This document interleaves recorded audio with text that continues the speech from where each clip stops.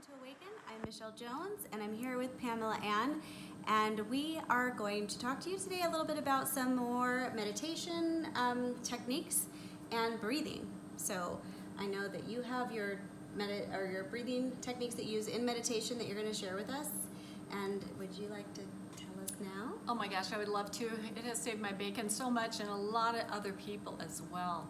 Literally, I can look at somebody and know if they meditate or not. I mean, it's that obvious. So I was working with somebody in India and some other people here in the States, and I was bold enough and I said, hey, do you meditate? And they said, no. I said, Just well, like that? Yeah, well, they did, and they said, well, it's obvious. I said, it's obvious. Well, and then there was another client that I had too. She was an older lady, a lovely lady. Well, we all are these amazing, lovely people. And I asked her about if she meditated, because she just kind of felt stuck and was having some issues and stuff. She goes, well, sometimes. I said, but not regularly, right? And she says no. And I said, really, it's obvious, because when you meditate, you start receiving these amazing blessings. Things just smooth out for you. It's just so much better. And on my website, PamelaAnnEzel.com, and it's in the bottom in the verbiage here, so don't feel like you got to go write it down or anything. You can just look down in the verbiage, and that information is contained. But you can go to mini meditations and see what I'm talking about. Now, a lot of people don't desire to spend time meditating because they're thinking it's going to take such a long time, and I got to empty out my brain and you know, that kind of thing. But this is deliberate meditating, and that's why I call it mini meditations, or meditating at a stoplight. You can meditate anywhere, anytime. It only takes 6 breaths. 6 breaths. You're worth 6 breaths. I mean, let me tell you, you really are worth 6 breaths. Easy. So, yeah. 6 breaths makes it quick. Right. So, but there's some different types of breathing that I employ in this. You can just do 6 breaths, okay? But there are some different types of breathing that I utilize that really helps a lot. And I don't know, Michelle, when you breathe at night, do you feel like you breathe deeply at night? Like when I'm sleeping? Mm-hmm. I don't know. Probably ish. Ish? I'm gonna guess. I mean, I don't know. I don't feel like I don't A lot breathe. of us don't breathe deeply, and we end up kind of sometimes holding our breath, or sometimes we just breathe shallow. And even during the day, if we start feeling stressed out, we kind of hold our breath and just kind of, it's like we're bracing ourselves. And what I'm sharing with you is, you got to unlock your diaphragm. If you feel panic, anxiety, and worry, any of those kind of feelings, you're not breathing properly. And a lot of times, you know, people start looking outside of themselves for, why am I feeling like this? Why am I feeling like this?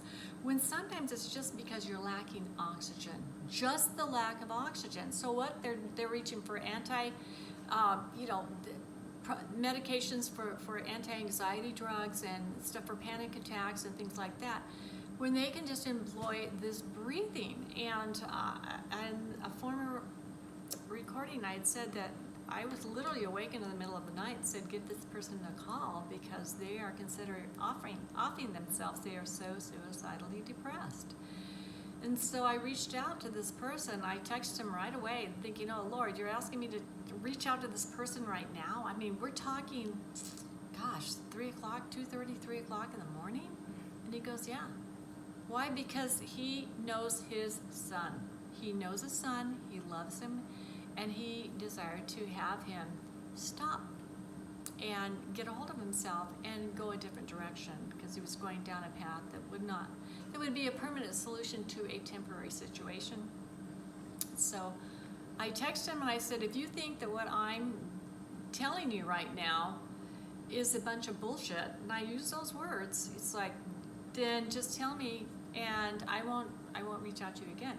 Because generally speaking, I'm not really allowed to reach out to other people and start teaching them until they ask, because the law is, I know these eternal laws, and that's why I said the Lord, but Lord, I know these eternal laws, and the law is ask, it's given.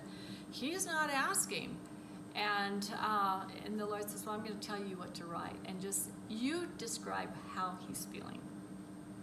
he will respond. And so within moments, he responded, said, I'm profoundly depressed. I was thinking about killing myself. And I'd like to speak with you tomorrow morning. Well, it was already the morning, but later in the day. At any time you'd like to reach out to me. So I did, and I started teaching him what I'm going to share with you now. So, but he was just so touched that the divine knew him and loved him so personally that they were trying to love on him, but he was so shut down that he couldn't hear them. He couldn't feel them. He was past feeling. But then the Lord sent me to him to help him with that. So, I told the Lord, you got to help me. I have to sleep too, But anyway, so things move forward. And what starts happening is people start shutting down their diaphragm, and they cannot even take a deep breath. So the first thing you do is, for the first breath, really open up your diaphragm so you can start breathing again as you sit up really straight or you lay down really straight on your bed. I do my meditating in bed before I get out of bed and start my day, before I start thinking about all the stuff in the world. And I sit up really straight, and I will reach out my bottom jaw like a bulldog. Like that. Looks good. I know, beautiful, huh? I like it. I'm loving it too. And you just take a deep breath. And if you do it correctly, you're going to feel an unzipping from here, and it'll go all the way down to your pelvis, to the bottom of your pelvis. And it unlocks your diaphragm. And then after that, and you can do this a few times, but then after that, you can start doing these specialized breaths. And this one is called the hummer. This next one is called the hummer. And when you breathe in, now that you're unlocked, you breathe in, and not to the point that you're lifting up your shoulders, because that can cause distress. So you just breathe in. Are they supposed to stay straight up? Well, I'm laying down in bed, so yeah. But you can go ahead and sit straight, but not rigid, too rigid, just where you're comfortable, right? Because it's important that you are relaxed and comfortable. So that's why I'm laying down in bed. So this is called the hummer. Now, I'm going to explain to you. The hummer, the reason why you're humming as you're exhaling is because you're breathing through only your nose, nothing else out through your mouth, only your nose. And your sinuses are creating nitric oxide that go down into your lungs and connect to the oxygen. And because you've really opened it up, your bottom lobes have the most blood and oxygen available to it. And now you've created an access for it because you opened it up through the bulldogs. And it binds to your oxygen like little Uber drivers. And then it goes all through your body to actually take and deliver the oxygen molecules to every cell of your body. Otherwise, if you're breathing through your mouth, you're going to tank. It won't work. It just doesn't work. In fact, I almost drowned. I was swimming in the lake, and in the middle of the lake, very middle of the lake, I started to drown. And I said to the Lord, what's going on? He goes, you're breathing through your mouth and not your nose. And he says, just relax and just lay on your back or tread water. Just relax and start breathing through your nose and watch it change. And all of a sudden, I got my energy back. So if you find yourself running low on energy and stuff, check out how you're breathing. You just might be jipping yourself from the oxygen that your body requires. So I started, I breathe through my nose, and as I'm breathing through my nose, I take these 3 breaths. And this is the first part of releasing what you desire to release from your body. So the first breath, you gather up everything in your cells of your body, get your cells involved, that no longer serves you or you'd like to be able to release. So you can release relationships that are not satisfying. It doesn't mean you have to kick them to the curb. It just means the dissatisfying portion of that, okay? Or some people, it's important that you release them because they're toxic. And any pain in your body, any worry, any concerns in your body, any hardships, any distress, anything that you find is no longer serving you, any belief systems that don't serve you anymore, so you're going to release it. Any distractions, anything. This is all mental. They're just gathering it up with their intention. Right. Like I learned how to water ski, Right. Right? So yeah, you're doing that. You just you gather up in through that breath, and as you gather it up and you let it out, you hum. Now, I'm not going to do that every single time because it'll take forever, okay? But you let it out and you picture it easily and quickly just leaving you.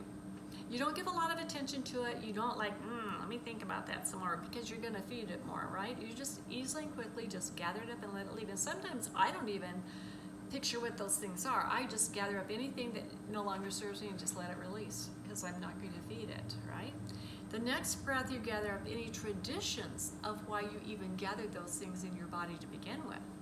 You're cleansing out of your body what you prefer to leave your life. And so the next breath, you do that and you hum as you let it out. And your next breath, those are the first three, because there's 6 breaths, right? You gather up any little onesie-twosie stuff, any vestiges of those first 2 breaths that are still left in your body, because you're going to identify and create a new soul, a new being of what you would love to see happen in you and in your life, okay? Then you stop, you relax, you just kind of relax and have a shift. And anyone who has released anything from their life, it's really important that you put in what you prefer instead, Yeah. don't you think, Michelle? Oh yeah, because it's like a vacuum. When you Exactly. take something out, something else has to fill that void. And And if you don't, what if- happens? well, just anything could go in there, or it could return. Right. Oh, So- right. Spot on. Yeah. Mhm. So It'll you want to slip right put in what you prefer instead, what you'd love to have, and Become that new person. yes. And it's not that you have to become a new person, but just let the best in you start to grow and grow and grow and grow. And it's like amazing what can happen. So then the next thing is I breathe in what I prefer instead. And a lot of times I'll ask people, what 3 things would you like to let go of? And they're like, oh my God, they have a litany of things. They're like, I'd like to get rid of this and this. And then I'll say, what would you like to put into place? And they're like, crickets. Maybe. I mean, they don't know what they like instead, and that's not a really helpful thing. So know what you really desire, prefer, feel passionate about, be excited about, be filled with jiggy joy about. These are the things to bring in. So with that, you bring in, with the next breath, you bring in joy and happiness and well-being and exuberance and health and jiggy goodness in your life, wonderful friends, wonderful relationships. You start bringing in that kind of stuff in your life, like perfect recall when if you're in college and school and you'd like to be ready for a test, and you just let your body let that nestle in, and you can again hum as you let out, okay, to keep raising that nitric oxide. The next breath, you let it really get in there and anchor into your body, every cell of your body, and become you. Own it. Own it. Okay, this is very deliberate creating.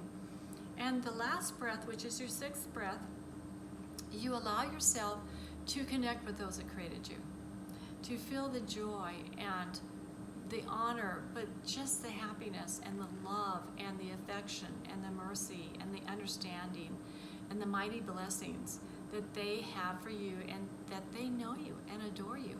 And I'm not saying I have to identify for you how you believe. I don't identify and tell you what religion to go to or even to go to a religion. Okay, I'm just saying you identify with who that is. Myself personally, I never am doing this and sending it out to the universe, which is amazing in itself, filled with love, filled with elements and intelligences that create all worlds, recreate them, reform them, destroy them, and everything else. They are amazing.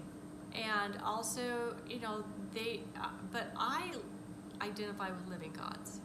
And I don't worship angels or anything else. Not that I don't understand them and that I do have amazing relationships with them. But those living gods assign the ones to me, specific angels to me, and usually their administering angels are these humongous beings that are about 13 feet high. And I do a lot of heavy construction work and whatnot, and wow, do they ever help me. They really, really help me in so many regards. But I deal with living gods that create worlds without end, who know me personally and are my eternal parents and my elder brother. And that's what I've dealt with ever since I was 3 years old. That's the first recognition that I had of these experiences with them, and they have never failed me. So I'm just sharing that with you. So then after I do all that connectivity, then I'll say 5, 4, 3, 2, 1. And I'll be in that sponge position, and I will talk to them and share with them what I'd like to create that day, very specifically and very boldly, because the eternal law that I employ is ask, it's given. And I don't tippy-toe around. I ask for big things, wondrous things, and little things as well. And then after that, I'll say, would you like to share anything with me? What would you like to share with me? And oftentimes they'll say, we got your back. This is already formed. This is happening and coming to you right away. They'll put their arms around me. They'll kiss me on the cheek. They'll just embrace me like a group hug. I mean, there's so many things. Once you start getting this going and you really open up to have yourself recognize that this is your reality, that you really can access these different dimensions and that they are real, it is wondrous.